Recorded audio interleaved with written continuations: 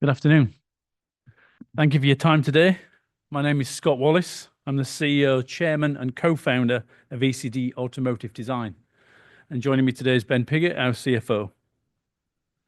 My background is primarily in the UK public and private equity space, where I did over 2 decades before relocating to the US 15 years ago, as you can clearly hear by my accent. But for the past 10 years, I have founded and scaled ECD Automotive Design from a small boutique business to a NASDAQ listed company.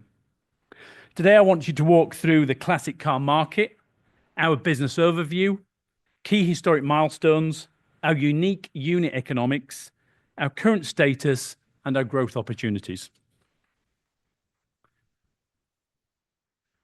Please note the disclaimer slide there. I'll move on to this slide. The 94 billion annual classic car market presents the opportunity to scale ECD into the larger sector.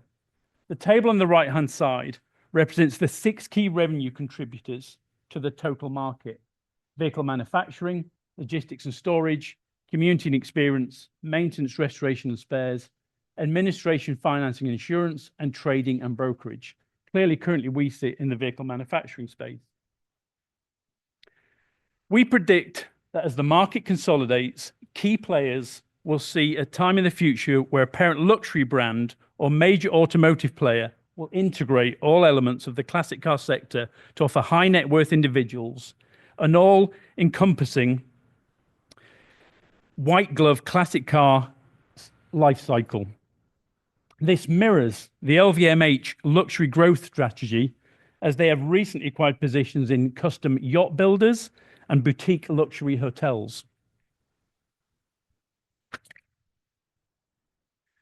ECD Automotive is a creator of one-of-one luxury restored classic vehicles, currently offering the Land Rover Defender, the Range Rover Classic, the Jaguar E-Type, Classic Mustangs, and the FJ Land Cruiser.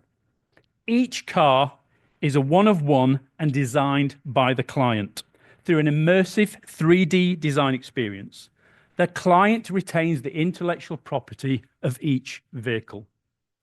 Each car takes 2,200 hours to restore from ground up and is handcrafted by our 100 American ASE certified team at our Orlando 100,000 square foot facility, aptly named the Rover Dome.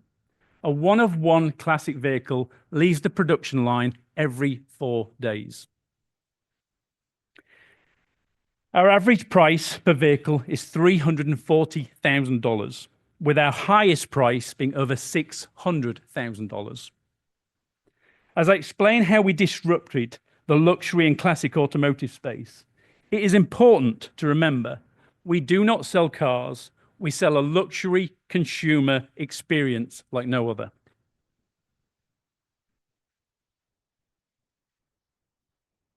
ECD was originally, like most great ideas, a discussion over a beer between 3 British gearheads. We identified that the classic car restoration space was typically run by mom and pops, boutique businesses, and we aimed to change that. The industry did not need more mechanics, it needed business builders. While the luxury automotive space failed to deliver choice in customization and lacked 5-star service, we set out to disrupt the luxury and classic restoration space. I invested $150,000 initially, working capital, and for a decade, we never took any outside capital or vendor trading terms. We scaled ECD and our own organic cash flow. We became outstanding capital allocators, with only allocating capital to 3 things: space, labor, and inventory. This ensured we could collect our own free organic capital to scale. We recognized that 12 months from order to delivery was the sweet spot in the sector and scaled to support a 1-year backlog and delivery timing, which we retained for over a decade. Every build in our backlog is contractual sales, creating both manufacturing and financial forecasting visibility. Over the decade, we evolved process to a volume automotive manufacturer that allowed the fluidness of customization in production unlike any other luxury car manufacturer. From that initial $150,000 investment, we grew in 10 years to 100 million revenue, 650 plus units built, 17% revenue compound annual growth rate, 19% pricing compound annual growth rate, industry-leading gross margins, and 95% staff retention for mechanics, which is twice the national US average. We also identified, as we became a public company, we had all the trademarks of a MicroCap Ferrari, commanding a premium price due to the product and brand, while enhancing margins via customization.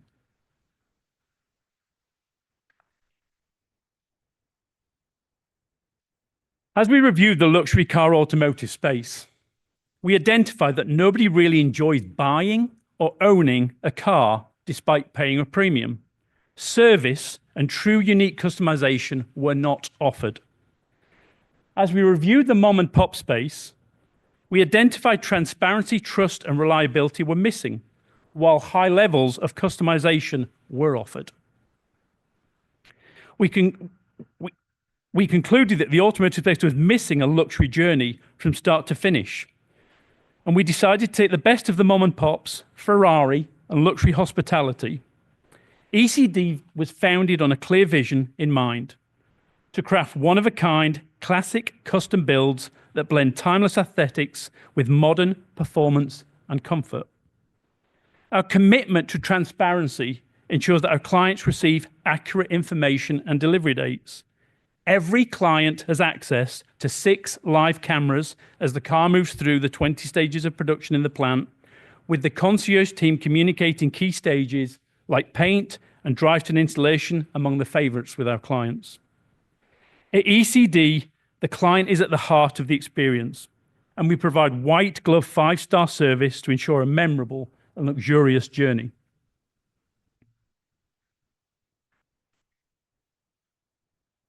Our clients are not cash starved. They are option, time, and inspiration starved. Every client is assigned a concierge and 3D design manager. We took gaming software from the racing software world and created our own immersive 3D design process and put the client at the center of the experience. This allows an endless amount of customization, with the result being a true one-of-one vehicle which can never be replicated as the client owns the intellectual property. We do not require heavy capital investment in R&D, as every client drives our R&D by demanding new innovations per build. We have 650 free automotive designers that drive our innovation on every build. The client choices take the base contract of $260,000 on average and add another $80,000 in upgrades. The average selling point therefore being $340,000 per vehicle. Our highest order to date is $621,000 per vehicle. Our margin in upgrades is 65%. We are not Ferrari. We go way beyond a limited number of choices and do not build one of 500 production runs. We build one of one. Let me give you an example of one of one. We had a client contacted us and identified that they wanted a specific herd of cattle in their vehicle. We had to find the farmer in Italy. We had to buy 8 cows from the farmer in Italy. We had to take the cows to the slaughterhouse in Italy. We had to get to a tannery in Italy to get the leather dyed and import the leather into Italy to put it into the car.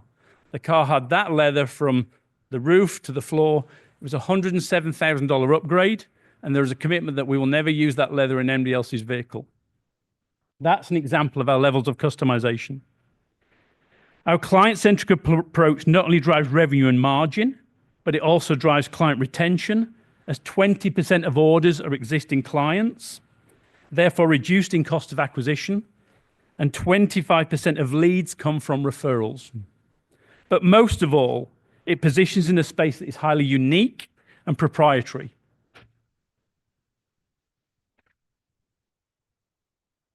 These two tables show our historic growth in revenue margins as a public company. Our revenue growth over the past 2 years has yielded a 62% compound annual growth rate, with 25% 2025 showing a 29% year-on-year growth rate.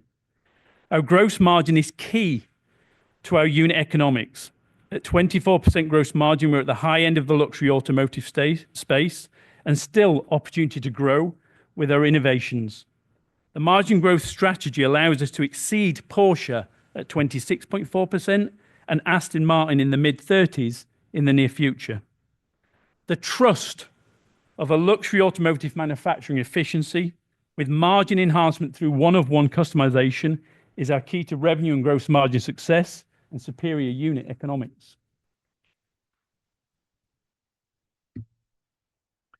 Our core objective at this moment in time is to scale production while protecting our brand values and our unit economics. During COVID, as a private company, we gambled on growth and built our 100,000 square foot new manufacturing facility in Orlando, Florida, shown here at the bottom of the slide. We built that on our own free cash flow.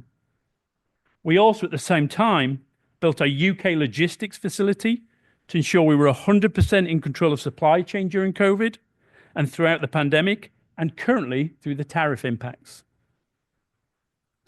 The facility has capacity for 4 production lines, with each car moving every 4 days, creating a capacity for 216 units per year, which would generate 75 million in revenue in a single shift, 5-day work pattern with 4% overtime allowance. Our immediate objective is filling the factory, as we are currently about 50% factory utilization. We have 2 core strategies to fill the factory. Strategy 1, new products. We identified that the mom and pop sector has access to clients wishing to build a classic restoration, but rarely the production process to fulfill the orders. To support filling the factory, we identified partners in our space where we could add backlog while enhancing margin and protecting price point. The 3 companies we partner with are paid a royalty fee per unit, which is similar to our internal cost of acquisition. They sell the product, we pay them a royalty, and then we take over the client experience as an ECD client. This fills backlog in a cost-effective way, complements price point, expands product range, drives margin, and time as the supply chain is domestic versus international. We are also protected from the traditional M&A risk using the royalty partnership model. In 2025, we have 20% of total production backlog from this model alone. We will remain active in the space for good brand fits and partners. This has also allowed us access to a wider marketing audience via a broader but aligned target audience. Google organic searches for a classic Mustang per month in the US are 80,000 searches a month, compared to 12,000 searches a month for a classic Defender. America understands the Mustang, and it'll become a core part of our production in the future. This demonstrates the market opportunity through our new products. Strategy 2. The fastest route for ECD to launch is to launch our industry-leading retail strategy. Historically, ECD has generated 100% of its 100 million lifetime revenue through a digital presence only. Unlike other luxury car manufacturers, our backlog has never been driven via a retail presence. We aim to open a small number of immersive retail experiences like a Rolex retail store and other high-end retailers, where the client will experience Ritz-Carlton service, a fully immersive design experience, and touch, feel, and drive experience like no other. We have already successfully demonstrated the model in 2 locations. Our new West Palm location opened in January 2025 in West Palm, and we recently, in April, only a few weeks ago, launched in Nantucket in Massachusetts. Our luxury retail brand is expanding to reach the heartland of our esteemed clients, positioning us to fill the factory in a cost-effective manner. Both locations are already delivering above expectations. By overlaying our current client data, real-time database, and other high-end automotive dealers like Lamborghini and Ferrari, we can see the exact locations and pockets of wealth where to open our retail experiences. We would keep this unique with a very small number of stores. This is not a brand ego trip where we need an EC badge in every city. We need a small number of stores in key locations. This would create enough orders to take the factory to capacity quickly. We have to date identified 12 locations in the US and expect to execute on 4 in the near future. Fit out costs are minimal, as the cars are the heroes of the experience and not expensive chandeliers, therefore driving rapid ROI. 4 locations selling 2 units a month would take the factory to capacity of 75 million revenue.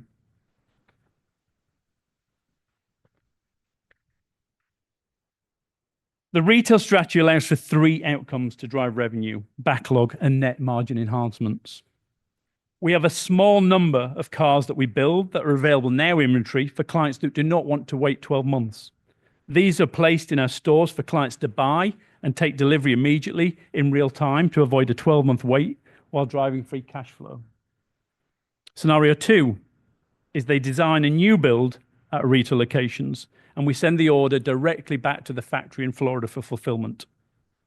Scenario 3 is we recycle our used inventory to protect price points, and we get consignment income of about 10% on recycling used inventory. With a retail presence, we would also build a database of high net worth individuals and put them through our CRM system, so we were constantly contacting them. A combination of these outcomes would quickly fill the factory and drive ECD towards its annual 75 million revenue growth plans.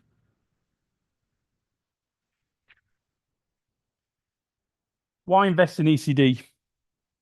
We have a strong decade of performance with outstanding capital allocation, real and achievable growth projections organically and into the broader market with operational opportunities towards $300 million in revenue.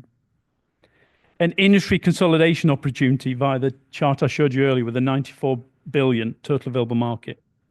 A continued disruptive approach to the automotive space. A management team with a strong track record and depth, and a product that caters to high net worth individuals.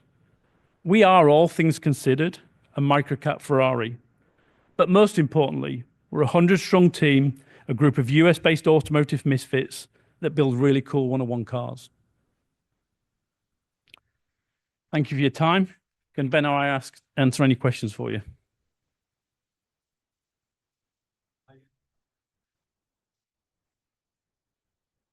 Sorry?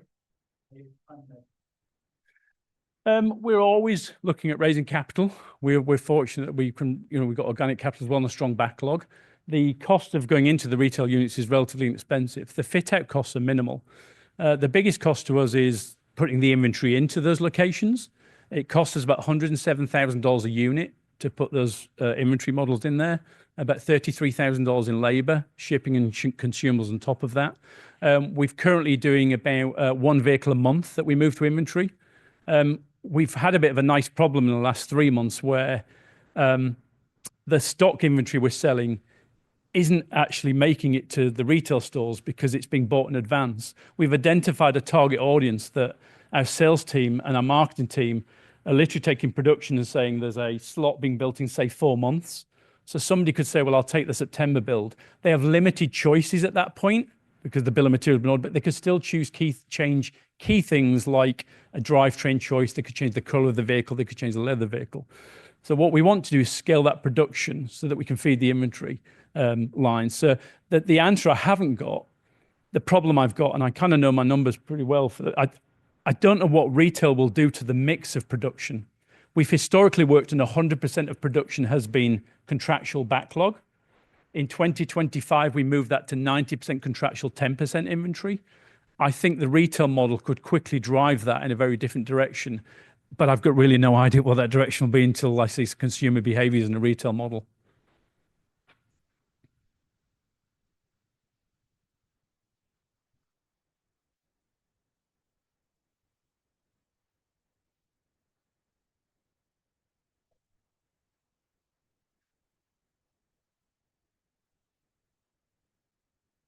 Isn't tariffs a great subject? I mean, what we're told today isn't what happens tomorrow.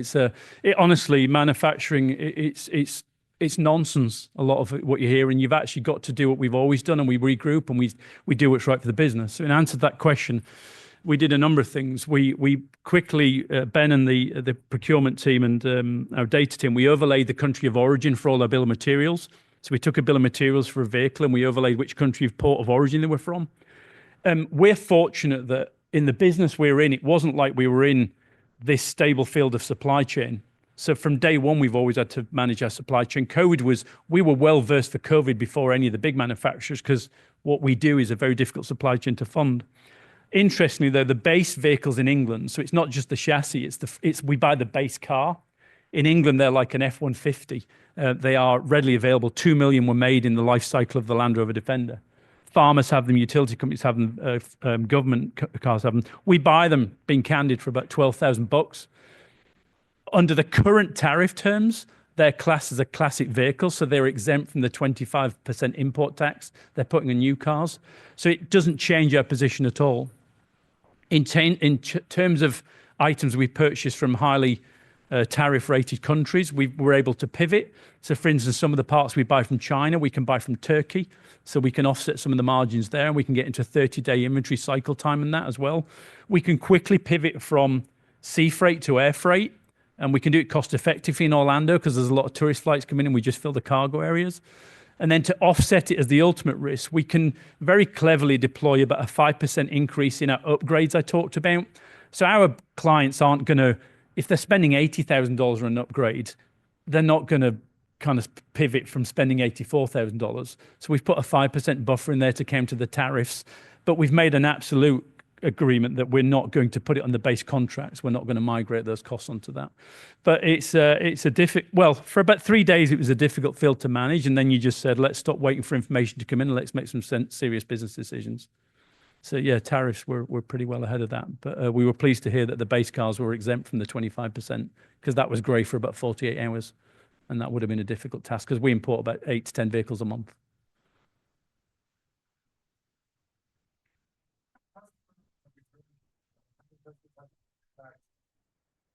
Yeah, 20% of 1 in 5 customers is a repeat customer. 1 in 4 leads is a referred customer. But it's interestingly, we have a little board in the business, and we have a client that's bought the most vehicles that one client has bought is 6 vehicles. So they bought one of every vehicle, and some of them twice. They bought a gas engine and they bought an EV version of a Defender. And our clients vary. Some of them genuinely, I mean, they're built to be used as daily road cars. They've got all the classic aesthetics of a classic vehicle, but they've got all the modern luxury of a daily driver. They're all GM power plants, anything from 430 brake horsepower up to 880 is our most high performance powered engine. We have 9 drivetrain choices, including EV. So yeah, I mean, our clients sometimes use them as garage queens and just have 6 different ECD vehicles they look at every night like pieces of art. And we've got one guy who lives out of the ECD vehicle. He asked us to build as an off-road vehicle, 180-degree awning, tent on the roof, $60,000 color matched trailer on the back of it for living in. So yeah, it's a fairly unique business. But yeah, I mean, it's a big part of our business. Clients, it isn't something you can get everywhere. So typically when a neighbor sees it on Nantucket and they ask the neighbor, where did you get that? We get another order from the neighbor in Nantucket. So it's, yeah, I mean, it's an incredible thing. I mean, I've been fortunate enough to have some nice cars in life. If I ever go to a gas station in one of our cars, I don't leave the gas station for 30 minutes. We actually now just put a QR code in each car when it's on test miles, because the test drivers were getting half the miles done in a day. We need to get 300 test miles in each vehicle. So we just put a QR code on it, and it tells, we just say, just scan that, and it tells you everything about the car, because they were just getting nothing done. They do attract a lot of attention. And if you're ever in Orlando, please come and see the facility. I can't do it justice talking today. When you see the fluidness of Ferrari manufacturing, when you see the efficiency of Ferrari manufacturing, where the cars are moving every 4 days, but you see the fluidness of customization. And we purposely do not have a lot of management in the business. There's a C-suite, and there's very little after that, because for every 1 manager, I can get 2 mechanics. And if I empower those mechanics and let them build cool stuff rather than fix bad stuff, It's an incredibly motivational thing, and that's why we have 95% retention rate mechanics. So we have very little management. And when you see that, when you see empowered mechanics pivoting on their own labor deployment, it's a very powerful thing. So I think my time is up. Oh, sorry.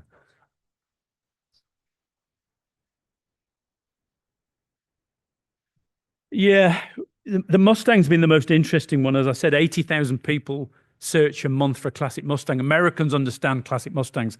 I had to educate them on a classic Defender like that. So we've added the Mustang in.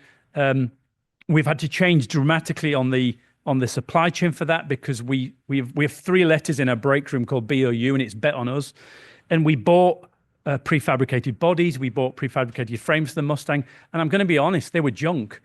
Our QC team rejected them. Our paint team rejected them and said they just can't get to our quality is the heart of our business, and we just couldn't get. So we've pivoted, and now we got all the panels, and we have a $45,000 welding machine, and we spot weld everything so that we make sure the alignment on the Mustang is perfect. So we've just got into that flow. Very exciting point last Friday. I think we moved into the Mustang space July last summer. The first Mustang left the line last Friday night, and it was great to see it roaring off the line. And we've got a backlog now of 17 orders, so we've got enough to commit it to a full production line of its own.